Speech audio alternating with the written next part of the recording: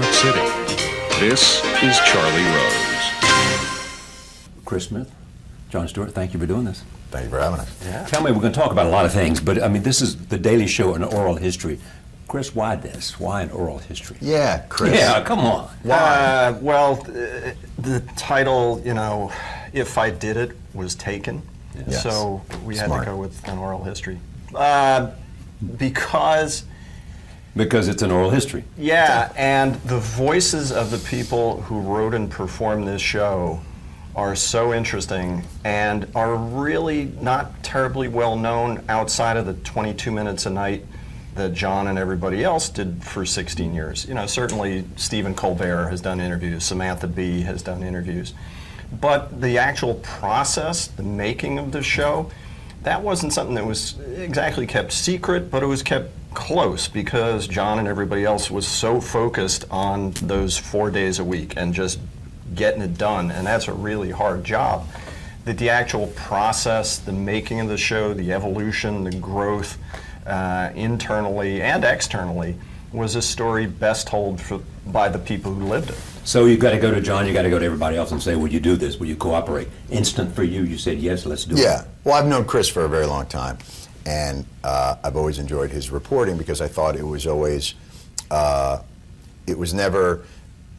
he always came at things from a really thorough and fair. When you were reading his work in New York Magazine and in other places, it always felt invested, but not, you know, purposefully pejorative. You know, it was just really well done. And I thought, we were so involved over those 16 years, and people have always said, what was it like, man? You know, what was your favorite parts? And I was like, I don't know.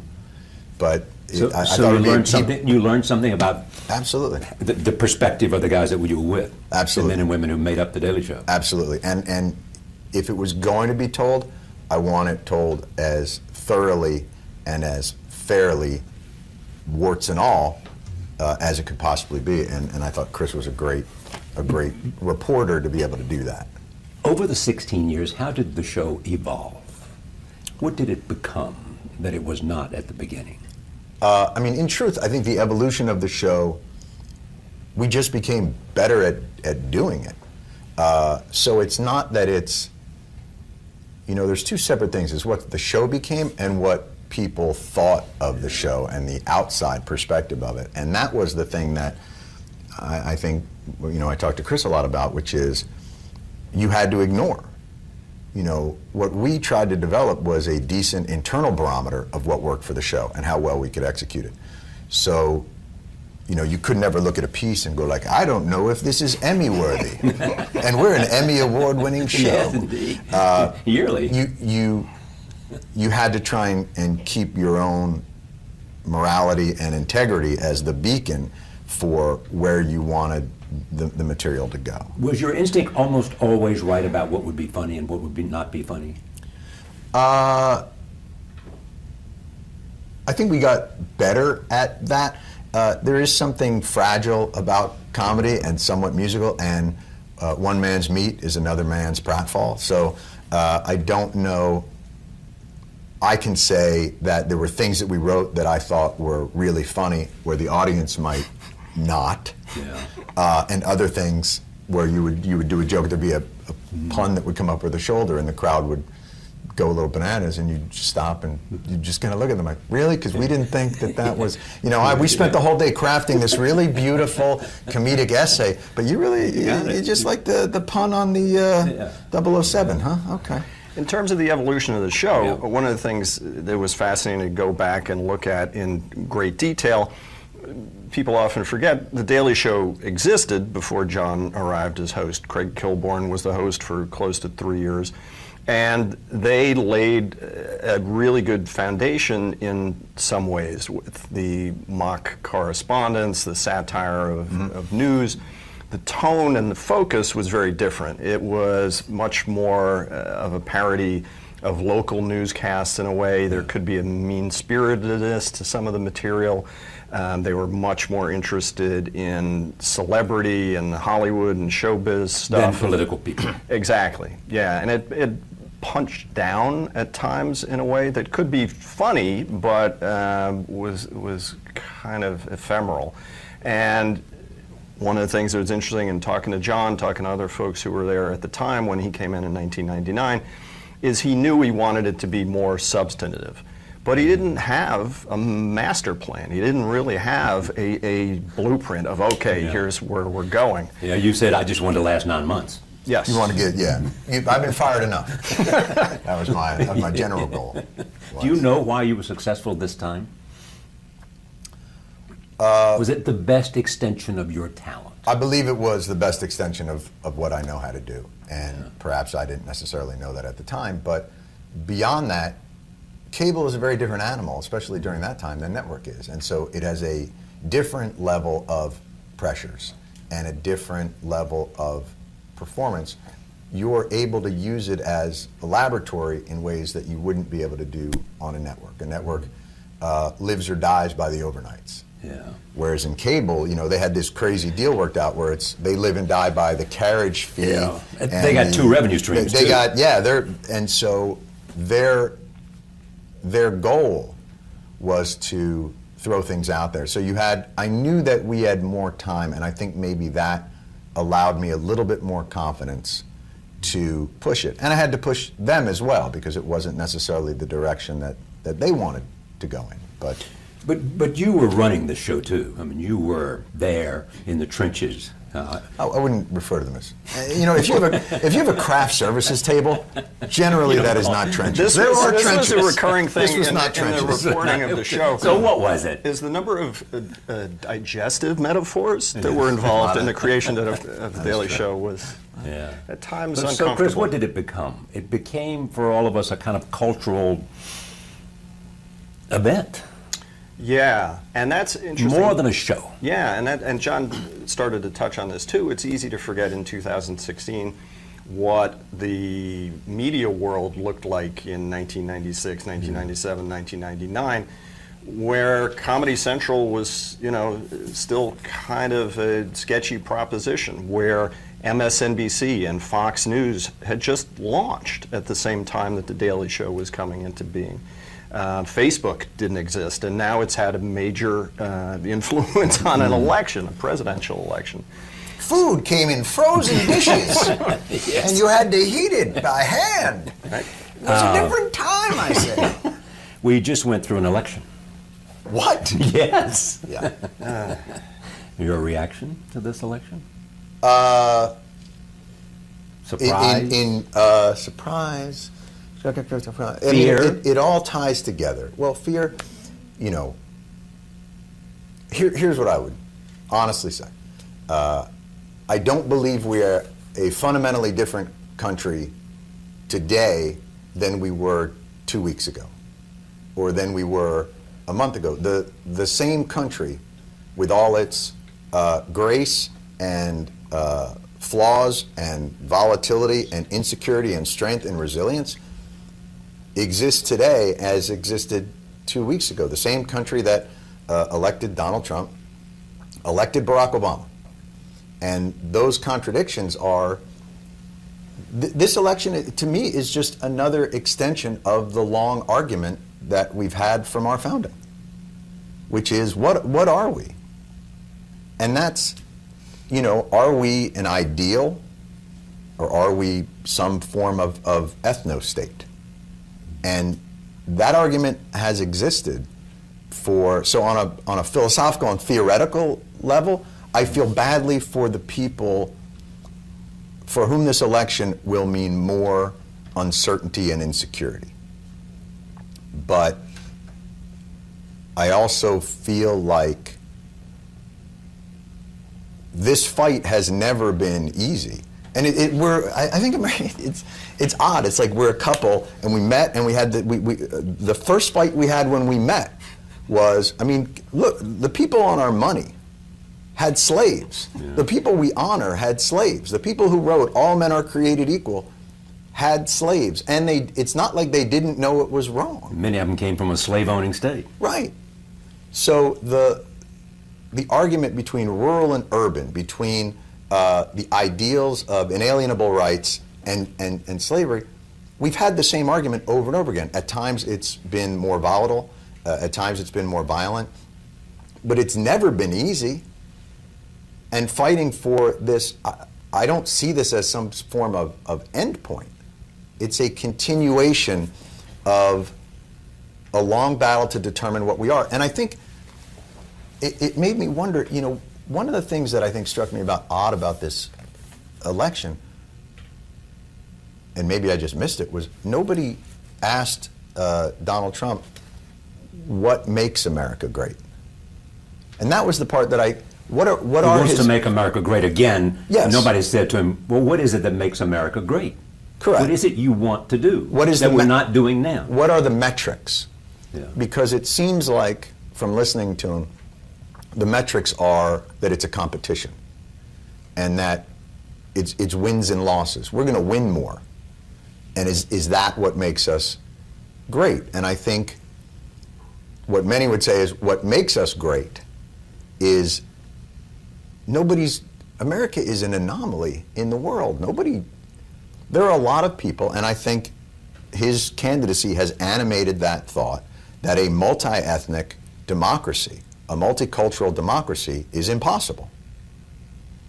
And that is what America, by its founding and constitutionally, is. Like every other it's state, becoming more and more, Correct. year by year. Correct.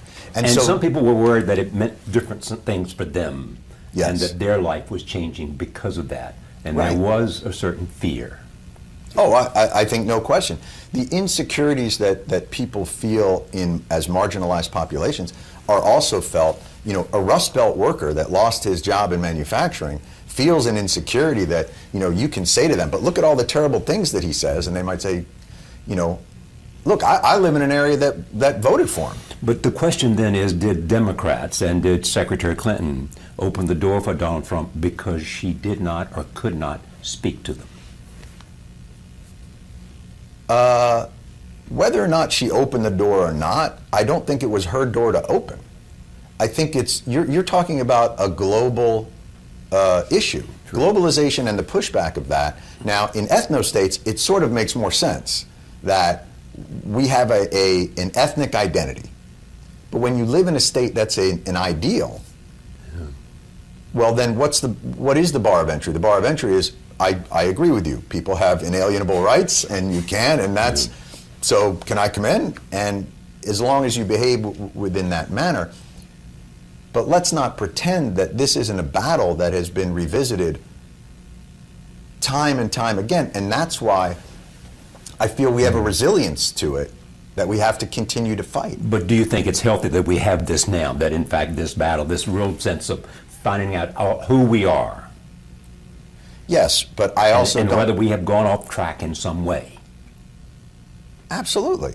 You know, I think I would rather have this conversation openly and honestly than in dog whistles. You know, somebody was saying, there might be an anti-Semite that's working in the White House. And I was like, have you listened to the Nixon tapes? Like, forget about advising the president, the president. Like, have you read LBJ? Do you know our history? You know, this is, and we also have to caution ourselves to the complexity of that history. That I thought Donald Trump disqualified himself at numerous points. But there is now this idea that anyone who voted for him has to be defined by the worst of his rhetoric. And I think it's a big mistake. And I think that our relationship status with our own worst impulses is complicated. And you have to remember, who was the most progressive president maybe in our history who's lionized? It's Roosevelt, Franklin Delano Roosevelt, who also interned Asian Americans During World War II? During World War II. So we are a complicated and real people. I know the hardest thing for me during this election was the disconnect I had between watching the rallies, which I think animates, generally because it's a rally, the wisdom of crowds is never particularly moderate. But to see Lock Her Up and shouting at the media and USA and some terrible things that happened, and his inability to in any way tamp that down, and in some cases inspire it, to view that with my own experience with real people that I knew were voting for Trump, who are friends of mine, who I don't tolerate because they're irredeemable and deplorable, I love. Like, there are guys in my neighborhood, like, that I love, that I respect, that I think have incredible qualities, who are not afraid of Mexicans and not afraid of Muslims and not afraid of blacks. They're afraid of their insurance premiums. And they have, and I this idea that, you know, that they represent, they have given tacit approval to a dictator and a madman, you know,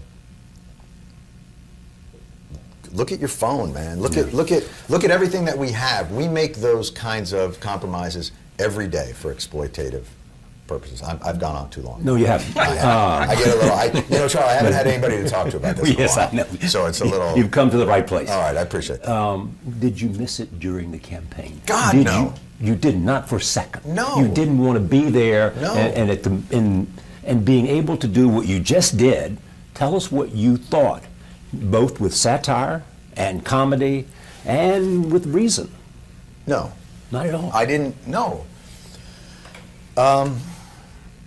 Because impotent rage wears on you. Meaning that you could be full of rage, but it wouldn't make any difference?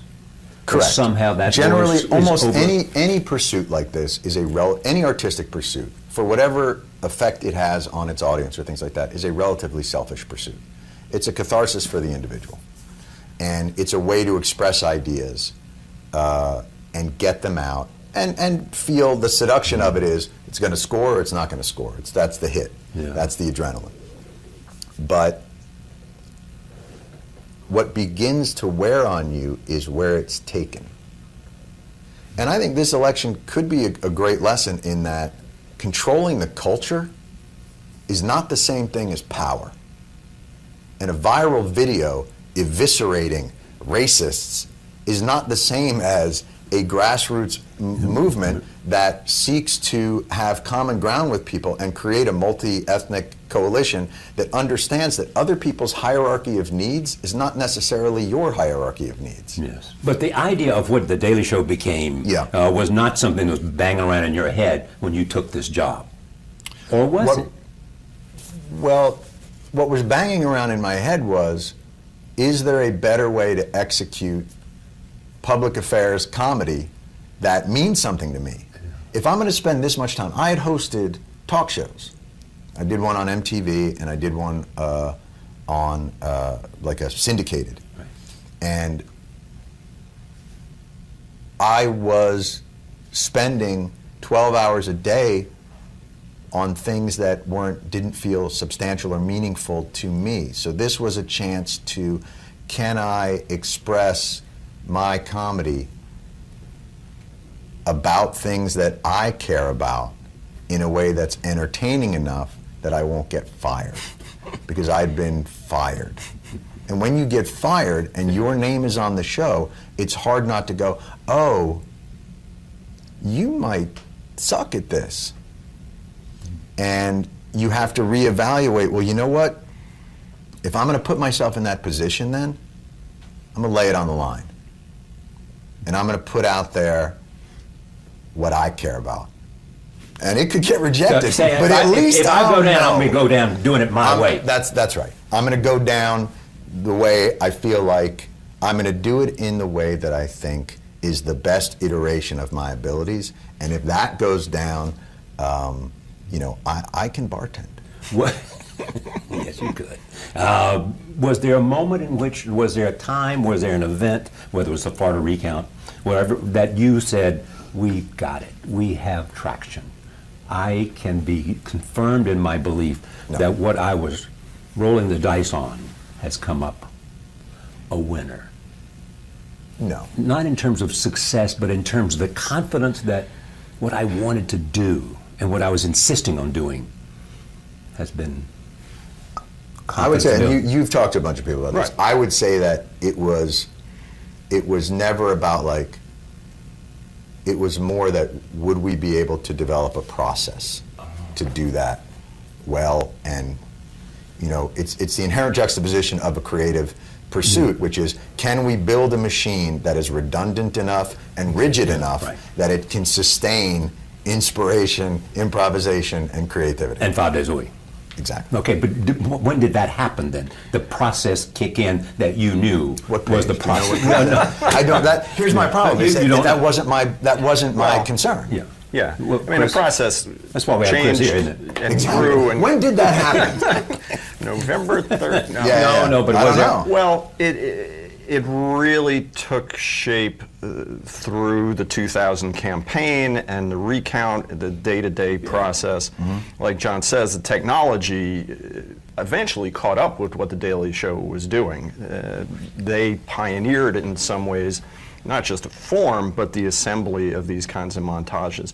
What was equally important was not simply the process of, okay, we're having a meeting at 9 o'clock and we need these clips. Yeah.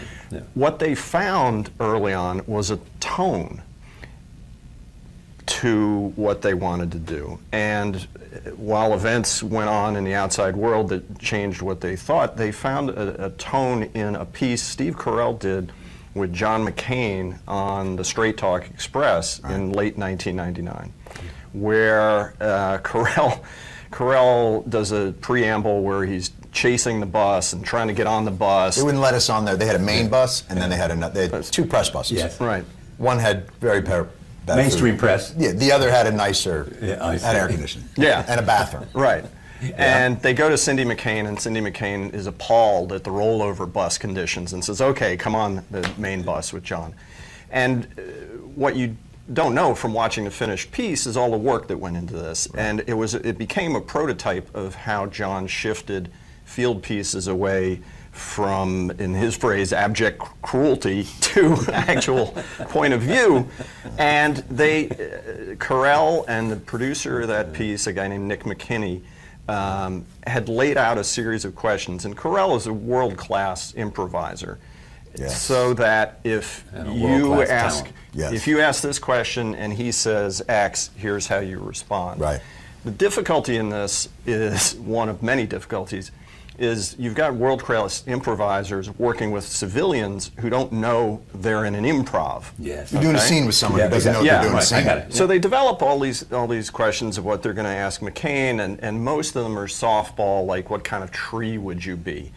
And what became famous at the end of that piece, and a turning point in the development of the show, was Carell asked McCain, Senator, you've been a strident opponent of pork barrel spending. How can you justify when you were chair of the Commerce Committee, you okayed billions of dollars in pork barrel spending? And McCain freezes. There's a deer in the headlights moment. And then Carell bursts the tension by saying, I was just joking, I don't even know what that means.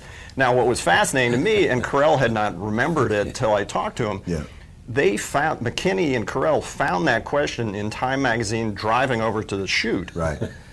And that kind of structure and last minute Right. improvisatory genius was something John created that held throughout his run at the show. But it also brings up an interesting, which is the crux of the Daily Show paradox, which is, in that moment, you hold to account a senator whose entire identity is based on a hypocritical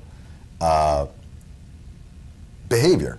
I am against this type of pork barrel politics unless it benefits, and then I do an attack, right? Unless it benefits the good people of Arizona. Man, we nailed you, and then what do we have to do at that point?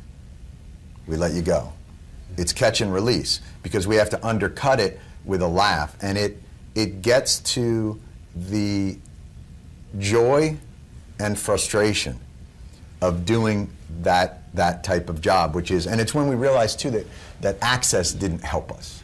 So it's that idea of, I got you, and here's my one moment, and I'm going to, with a scalpel, go at the crux of your identity as a politician and expose it for everybody to see, and then I'm going to have to make a joke about it and walk away, and you're going to laugh, and it's going to humanize you. One of the difficulties of this is satire began to take the place of reality. I think this has been given a greater place in the discussion and a larger role in the discourse than is warranted. And once that started to happen, I think you began to question if it's a good thing or a bad thing. And I know it's not a black and white issue, but controlling the culture isn't, for as much fun as like we could make at the Tea Party, like while we were up there passing around viral videos of eviscerations, they were in a Friendlies off a highway taking over a school board. And we just had an election where the Democrats won the popular vote by probably more than 1 million votes.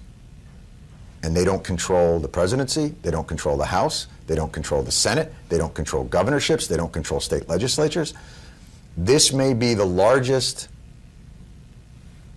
disconnect between majority rule and majority power that we've had in this country in ages. And I'm in no way saying like, and we're responsible, and I'm responsible. But what I am saying is there is a comfort in culture that can be mistaken for real power. There's only 2 towns in the world that I've ever been in that I thought were delusional. One was Washington, D.C., but the other was Los Angeles. And the only difference between Los Angeles and Washington is in Los Angeles, they actually believe they have power. But D.C., like, that's where it is, man. Yeah. And the irony of this election... D.C., they have power. They have power. L.A., they just believe they have power. That's correct. Yeah. And when you go... But are the you same arrogance exists. Okay, but are you saying essentially that whatever we're saying about culture and the influence you had on the culture, yes, in the end, it's not political power, and in the end, correct, it's not... And in the end, it's not real cultural influence, even.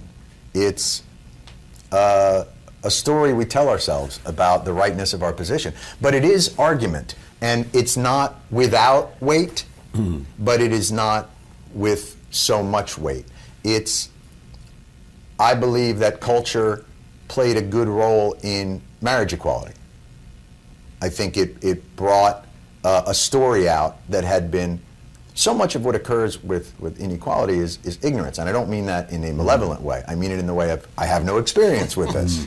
I don't know what that is. So exposure to that can be positive, although generally in an entertainment sense, the exposure is two-dimensional. But do you think people came as guests? Yes. Because they, wanted the numbers you had, wanted to reach the audience you had? Yes. Or because they enjoyed it? It gave them a certain kind of sense of being part of something that was hip and in. I will say they did not enjoy it. Really? Yeah, he might. Chris? He talked to them. Yeah, to that point, I mean, Chris Wallace of Fox News said almost exactly those words to me, that his kids were never more impressed with him than when he went on The Daily Show. Yeah. And it felt like you'd been invited to become a member of a hipper club. And you had the ticket to that club. That's power. To a club. Yeah. It's power in the way that a bouncer has power. Now, right? Yes, I was a bouncer. Well, you're absolutely right. I was a bouncer at a club that did pretty well for a while. Yeah. But I got to tell you, man, drive down 14th Street, down by 2nd Avenue. Palladium ain't there anymore. Well, and I walked by. Do you know what I mean? Like, there's no Studio 54. It's a condo now. Right. And exactly. on the way over here, I walked past Fox News World Headquarters. Yes. And there's a marching band, there's dancing girls, there's free Jell-O shots. Yeah. Apparently they won. But speaking of Fox News, it was the gift that kept on giving. It was not the gift that kept on giving. It was the relentless offerer of...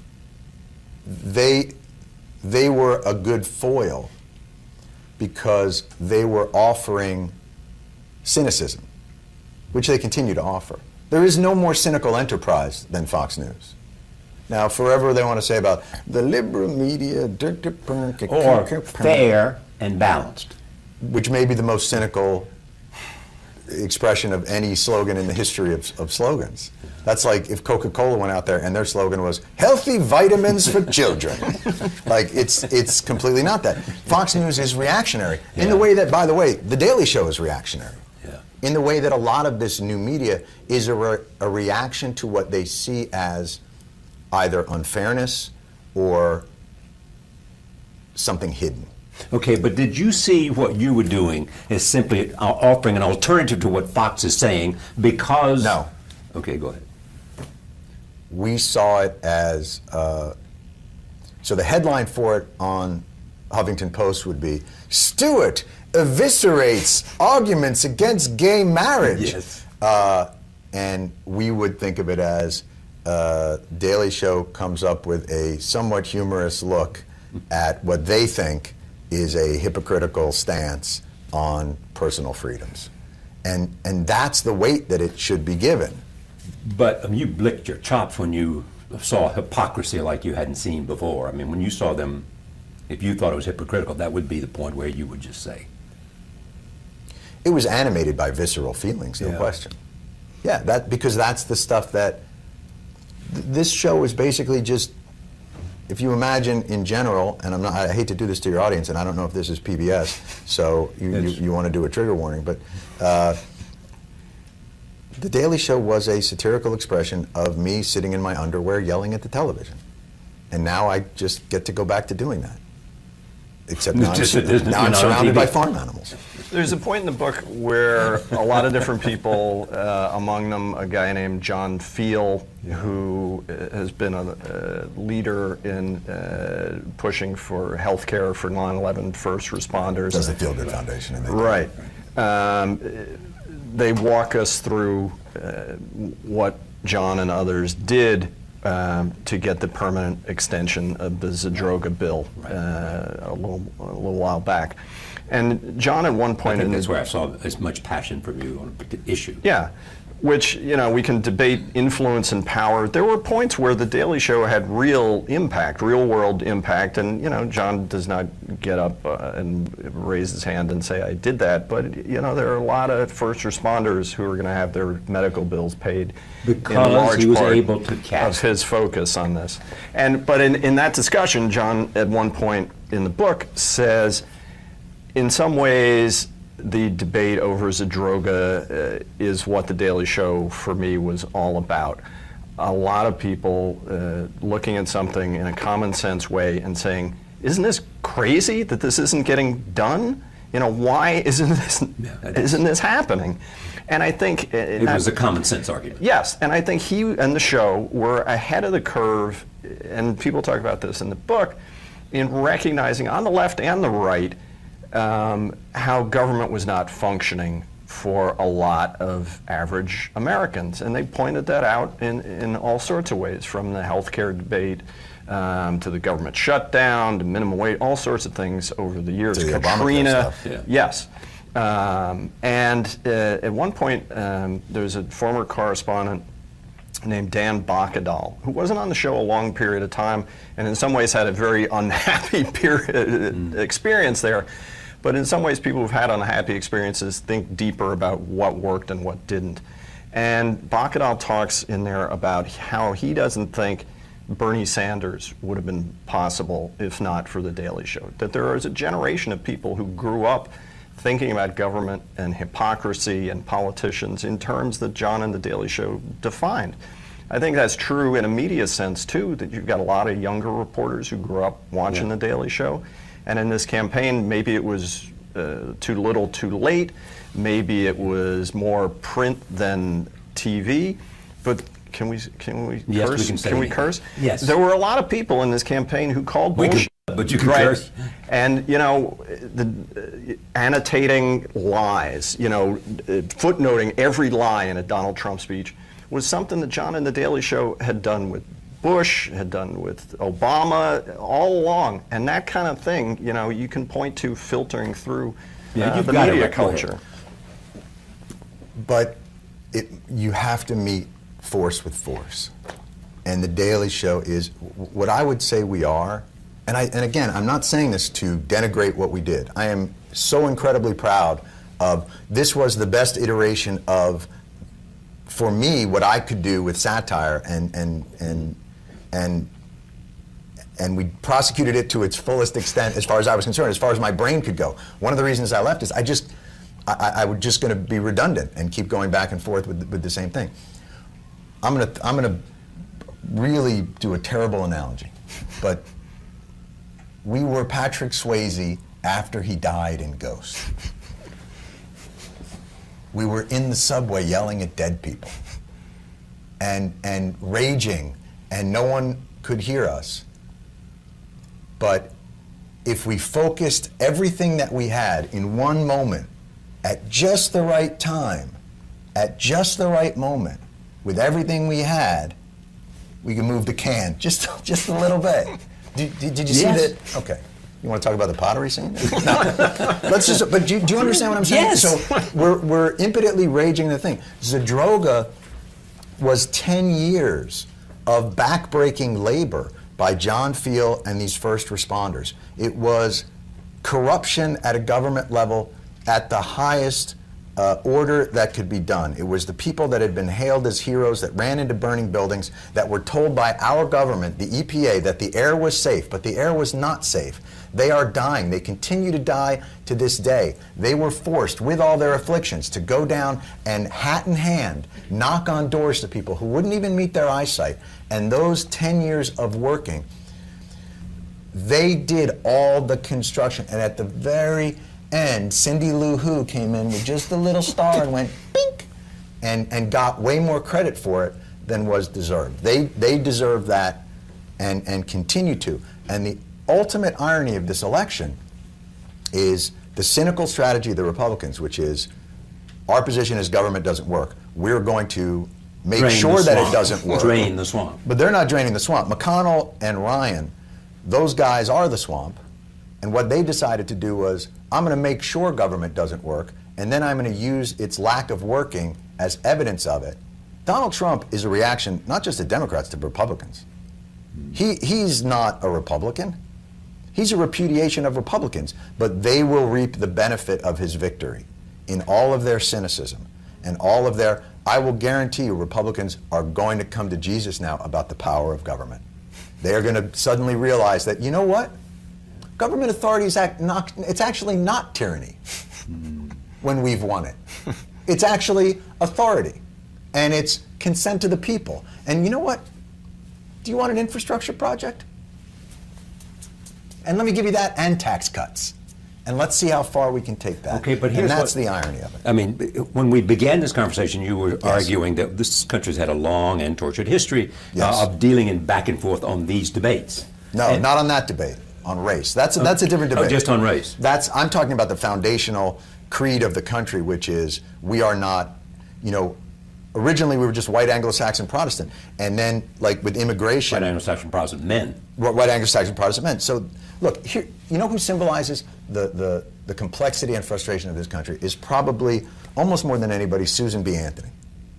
Susan B. Anthony was a suffragette. She fought desperately for women. She is a hero. When people were voting for Hillary, she was putting stickers on her grave and all that. But she was also, I think, steeped in racism and did not want black men to vote before women got to vote because that wouldn't have been fair to her because white women, white is better than black men.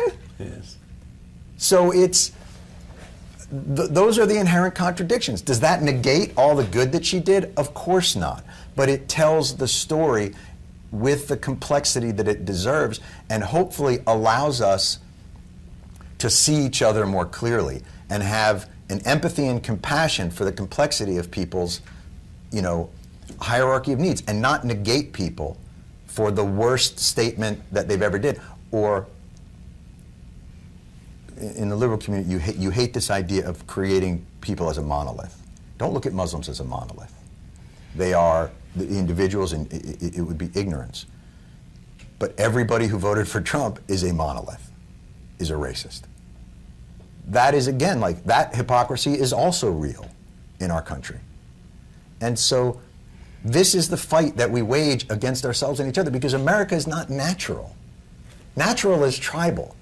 We're fighting against thousands of years of human behavior and history to create something that no one's ever, that's what's exceptional about America, and that's what's, like, this ain't easy. It's an incredible thing. And one of the things I hope the book does is illustrate that in some small way. Jon and the show made, over the course of the years as the show evolved, a very determined attempt to diversify the ranks from Sure. off camera Yeah. to on camera. And near the end of Jon's run there was a little hubbub about a confrontation he had with one of the correspondents, Wyatt Cenac, Yeah. African American. I remember. Yeah. And we go into some detail about how and why that happened. Yes. And I think it's a fascinating illustration of how people of good intention, of strong values, these are tough things to wrestle with day in and day out in Yes. workplaces and creative environments. And a fascinating total coincidence. When this Wyatt Cenac story broke publicly, Yeah. Ta-Nehisi Coates happened to be Jon's guest that day. Okay, Ta-Nehisi Coates, friend of Wyatt Cenac, right. wasn't aware of any of this backstory. I interviewed Coates for the book, Right. and he said, I thought something really interesting. He said, you know, people struggle with racism in good ways all the time that we don't see and hear about. We hear about the confrontation, the conflict. And to him, yeah, what Jon did over the course of a number of years sometimes didn't make everybody happy, but was moving the ball forward, was of good intention and progressive in every To way. create diversity there. Yes. When you are faced with that type of criticism, your first response is generally defensiveness. Right. And that's what when we first started the show, comedy was especially late night, was the realm of late night ironists. Just very, very witty, and people did very well in the SATs and all went to the same, and wrote for their Yes, ribald right. parody papers at their colleges. Right. And the room was populated with a variety of relatively unathletic white men Who love sports. who did not love sports. And you would find, usually I'd have one guy be like, you see the Giants game last night? Yes. And then we would go back to the Marvel universe.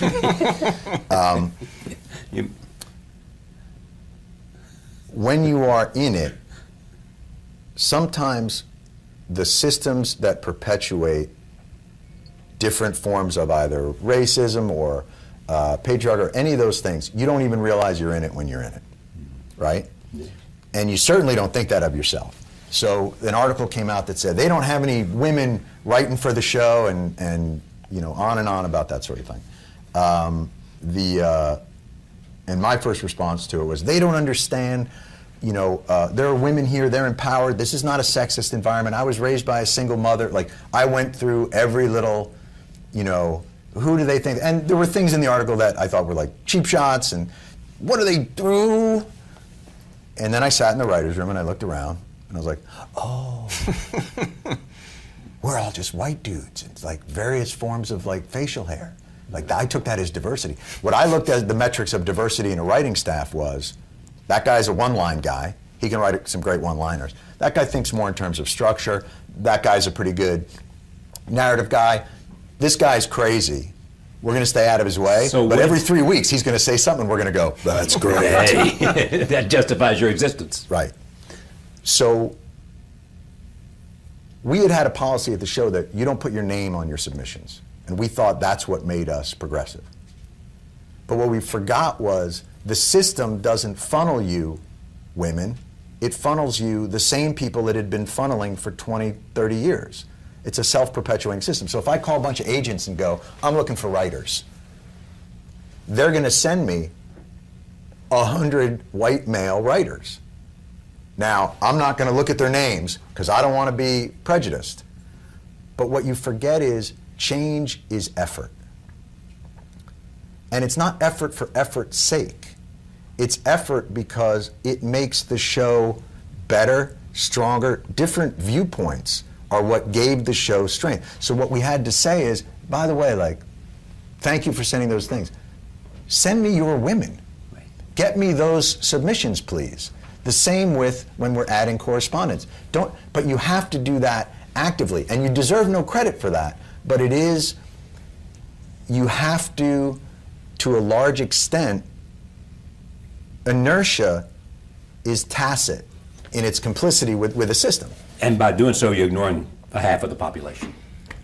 And you're not getting the best stuff. Exactly. Right, and this is something it was certainly not publicly known. Jon, in a variety of respects over the years, felt the need, okay, I'm going to be out there talking about veterans, I'm going to make jokes. I should go to the VA and actually talk to some veterans and see what they think. So what did you do? Did you leave that aha moment in the room? No, this is all. Did you change immediately? It's gradual. Did you go in there and say, look, because everybody I realize...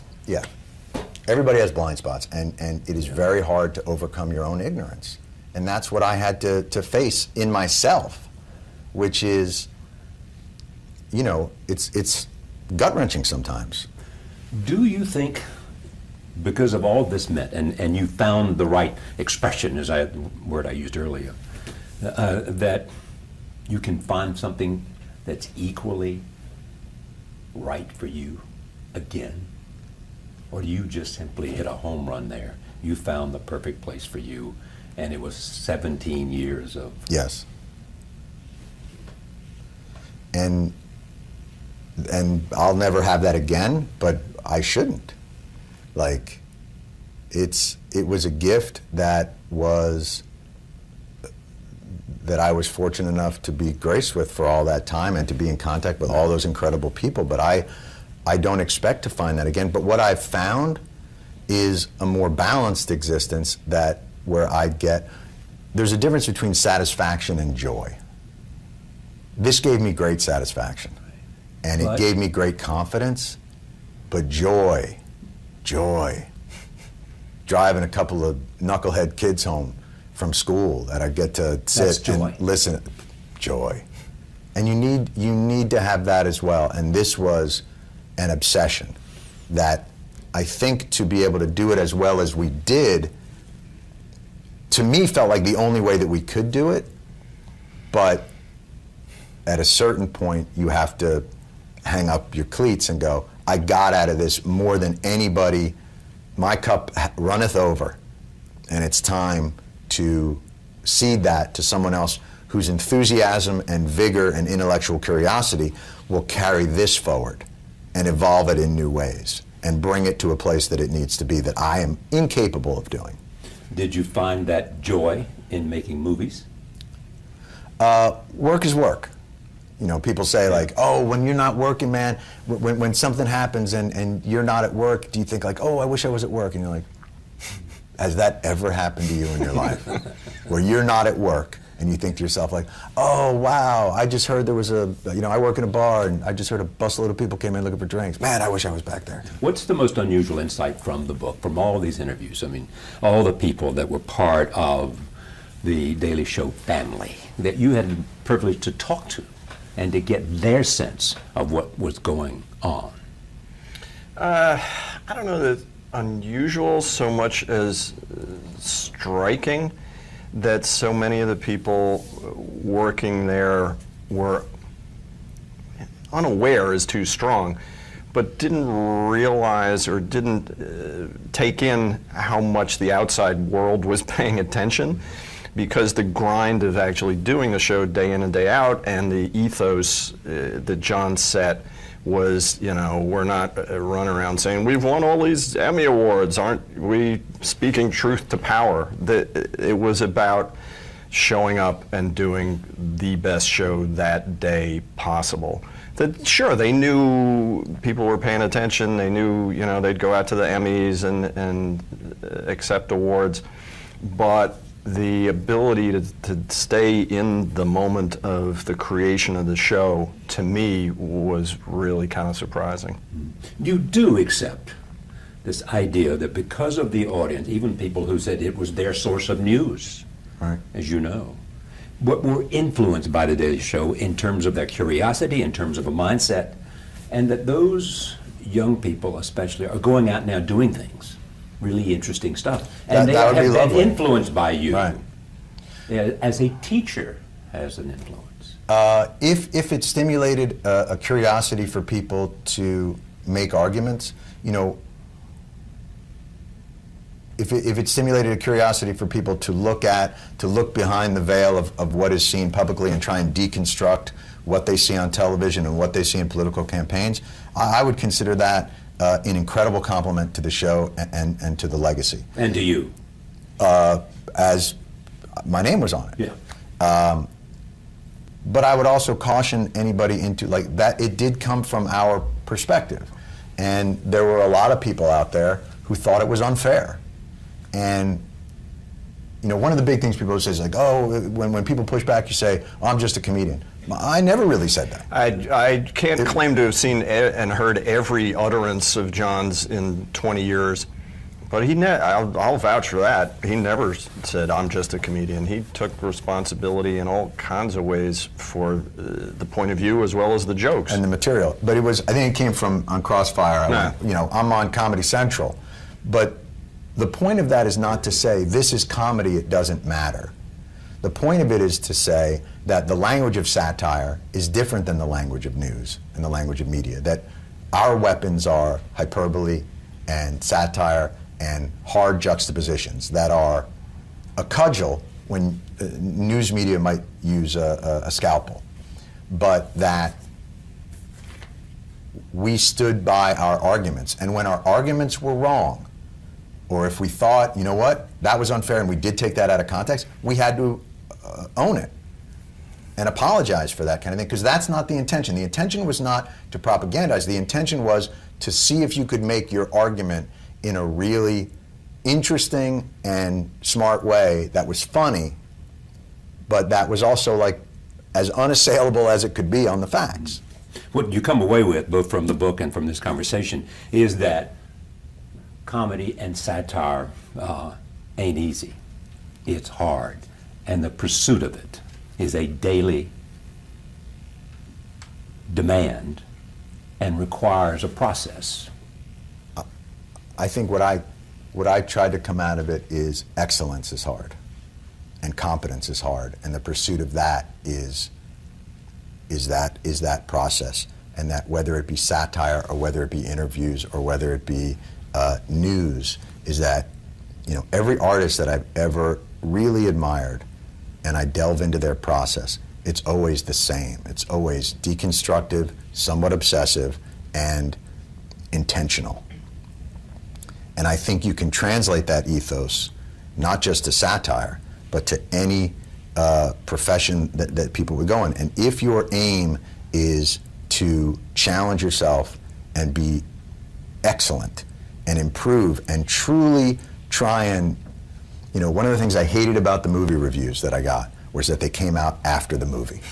Because you'd read through it, and some of it you thought was unfair, but every now and again you'd hit something and go like, God, why didn't that guy tell me that before? That's right. You have to be able to handle and synthesize constructive criticism, because that's what makes you better. All processes are drafts. First draft, second draft, third draft, revision.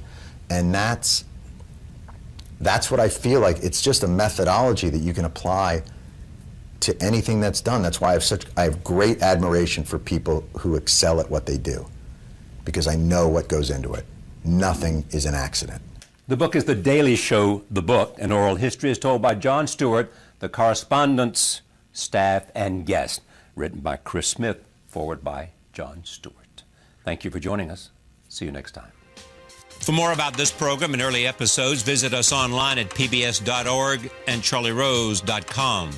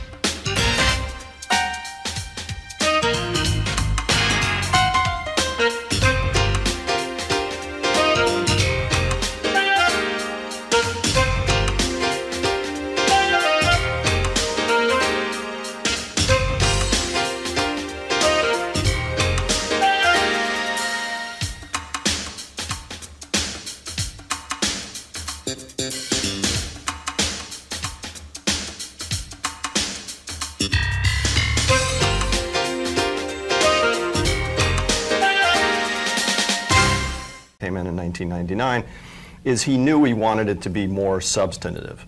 But he didn't have a master plan. He didn't really have a blueprint of, okay, here's where we're going. Yeah, you said I just wanted to last 9 months. Yes. You want to get, I've been fired enough.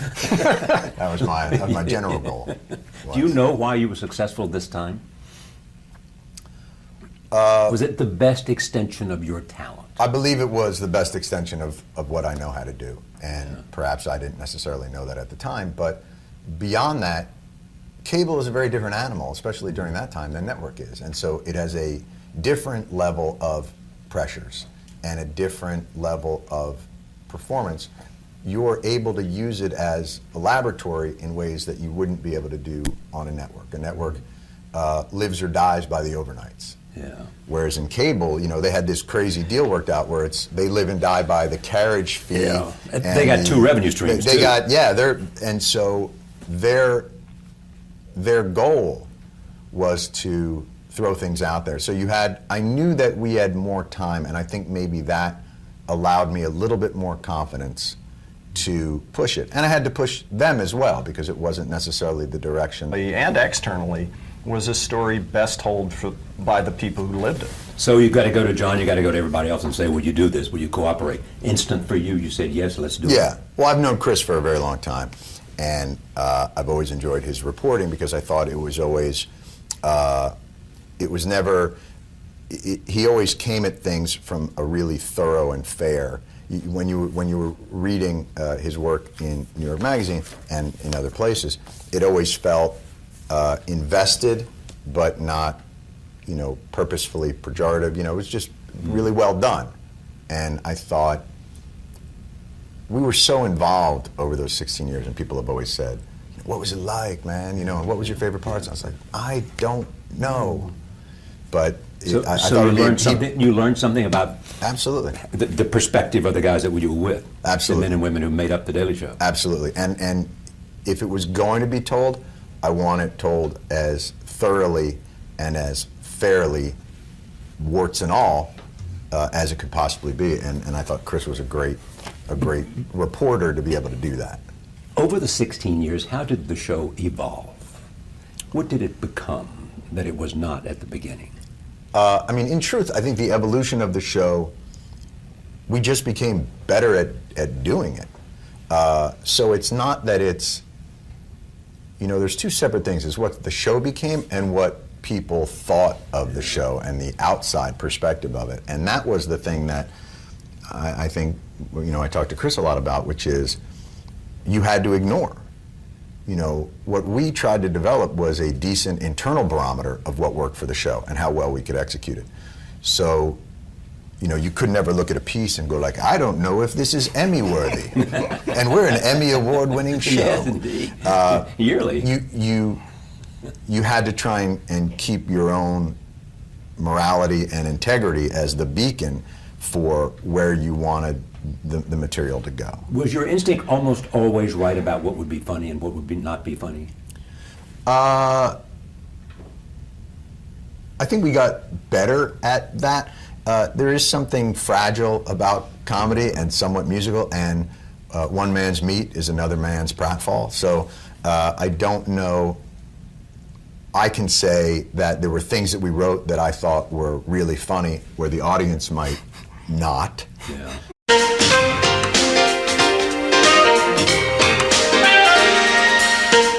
From our studios in New York City, this is Charlie Rose. Chris Smith, Jon Stewart, thank you for doing this. Thank you for having us. Yeah. Tell me, we're going to talk about a lot of things, but this is The Daily Show, an oral history. Chris, why this? Why an oral history? Yeah, Chris. Yeah, come on. The title, If I Did It, was taken. Yes. So we had Smart. to go with an oral history. Because it's an oral history. Yeah, and the voices of the people who wrote and performed this show are so interesting and are really not terribly well known outside of the 22 minutes a night that Jon and everybody else did for 16 years. Certainly Stephen Colbert has done interviews, Samantha Bee has done interviews. But the actual process, the making of the show, that wasn't something that was exactly kept secret, but it was kept close because Jon and everybody else was so focused on those 4 days a week and just getting it done, and that's a really hard job.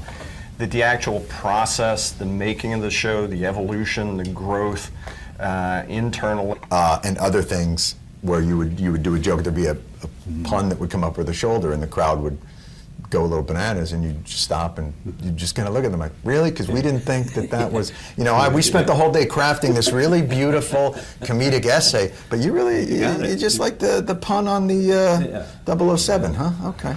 In terms of the evolution of the show, one of the things that was fascinating to go back and look at in great detail, people often forget the Daily Show existed before Jon arrived as host. Craig Kilborn was the host for close to 3 years.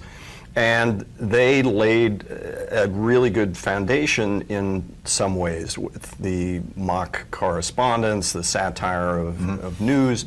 The tone and the focus was very different. It was much more of a parody of local newscasts in a way. There could be a mean-spiritedness to some of the material. They were much more interested in celebrity and Hollywood and showbiz stuff. Than political people. Exactly, yeah. And it punched down at times in a way that could be funny, but was kind of ephemeral. And one of the things that was interesting in talking to Jon, talking to other folks who were there at the time when he